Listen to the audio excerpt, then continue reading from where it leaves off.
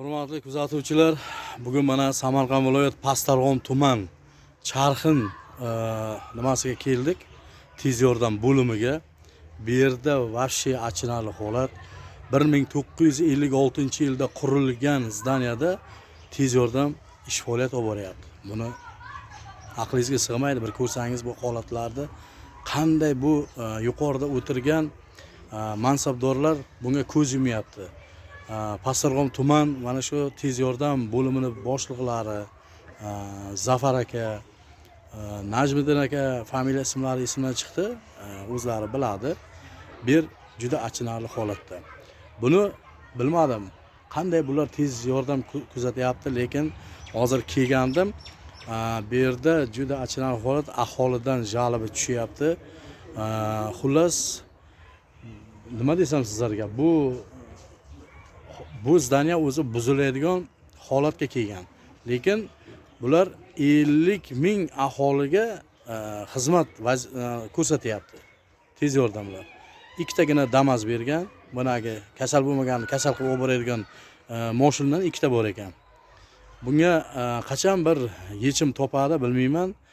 Muhtaram prezidentimiz qanchadan qancha mablag' ajratyapti. Больница, tez yordam, maktab, shu shifoxonalarga. Lekin bilmayman, bu yerga hech yetib kelmayapti o'xshaydi. Shunga laykni bosib, kommentariyaga yozib tashanglar. Bu muhtaram prezidentimizga yetib borsin bu joylar. Bu yerda hozir butun ichkarini ko'rsataman. Ichkaridan, patologlaridan suv o'tar ekan, qanday xizmat olib boryapti. Bechora hamshiralar, bu haydovchilar shu yerda yotib, tuni bilan kecha kunduz xizmat olib boryapti. Mana bu holatlarga qarangizlar, eshik tagi qanaqa o'ydim chuqur holatlar. Bu yerda mana shu tez yordam bo'limi ekan bu yer. Charxin shahar, bu shaharcha deyiladi. Bir qishloq joy emas, bu yerda 50 ming aholi va shaharga yaqin joylashgan maskan bu. Mana holatlar. Uyat emasmi bu tez yordam bo'limini boshliqlariga bu holatlar? Bunga qarangizlar, qanaqa holat, qanaqa zdaniyalar. Hozir mana ichkariga kirib, ichkarini holatlarini bir ko'rib chiqamiz. Qani ichkarida nima gaplar ekan?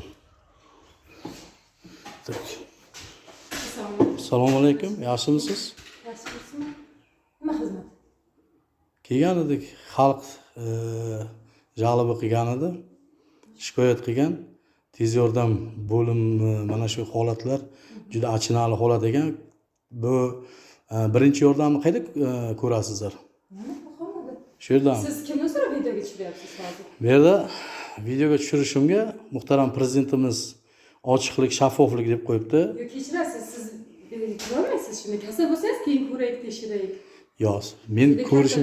Sizni videoga tushirishingizni aytishimiz kerak biza. Men kim tarafdan kelyapsiz? Xalq tomonidanman. Xo'p, nima jalbi bo'lyapti? Birinchi yordam kuzatayotgan xonalaringizda yomg'ir, tomchi suv o'tayotgan holatlar bo'lgan ekan, shu rostmi? Hay, bo'ladi. Yo'q, tomchi yoqmaydi.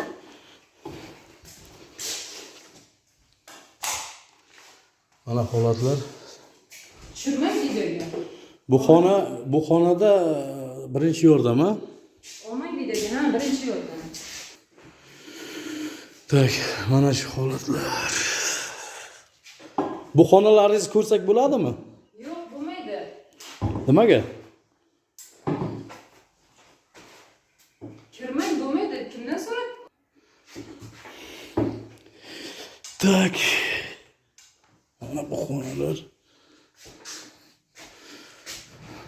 Bu yer qanaqa xona? Singlim? Bu oshxona. He, manilardan suv o'tganmi deyman? Mana yo'q, patologlardan. Ozgina tushgan. Ozgina? Bu ozgina tushgan bo'lsa o'tiraverasizmi? Mana bu yerlardan ham suv tushgan ekan. Bu boshliqlarga aytmadilaringizmi, remont qilib bering deb? Bu eshitishimga qaraganda 56-yil qurilgan zdaniya ekan-a? Bu o'zi snoska tushgan bo'lish kerak bu yer. Bu yerda turishni o'zi mumkin emas. Bu juda eski zdaniya, bu opasni, bu yerda o'zi turishni o'zi opasni. Mana pechkani qaranglar. Bu pechka ishlaydimi? Yo'q. Ishlamaydi mi? Qishda qanday qilasizlar bu yerda sovuqda? Yo'q. Qishda ko'chada yuramiz, mashina, xalqqa xizmat qilamiz. Ayo baribir bu yerga birinchi yordam ko'rsatish uchun. Juda ko'p bu yerda. Yo'q, birinchi yordam olib kelasizlar odam. To'g'rimi? Xonalar Endi favqulodda bo'lib qolsa birinchi yordam. Xo'p, o'shanaqa vaziyatda bu sovuqda shu xonalarda yordam ko'rsatasizlarmi? Ha, ko'rsatamiz. Bu gaz bo'lmasa qanday bo'ladi u? Kasalni battar qilmaysizlarmi? Bu xona nima xona bu? Erkaklar xona. Shofyorlarnimi? Bundan ham suv o'tgan-ku. Buni ham tepalaridan suv o'tgan. Qanday o'tadi haydovchilar? Bu achinarli holat bekordan bekor charxin aholisi bekordan bekor jalb qilmagan ekan. Bu xona nima singlim? Ayollar yotoqxonasi. Yo'q, yoqqa kirmaymiz, mayli. Mana, o'zlaringiz baho beringizlar, kommentariyada yozingizlar. Mana, eshigin taglari qanaqa holat? Mana, shunchalar achinarli holat. Bunaqa joyda, bunaqa tez yordam joylari ko'rgansizlarmi? Menga qaranglar, snoska tushgan zdaniyada tez yordam xizmat vazifasini olib boryapti. Like'ni bosamiz, kommentariya yozamiz.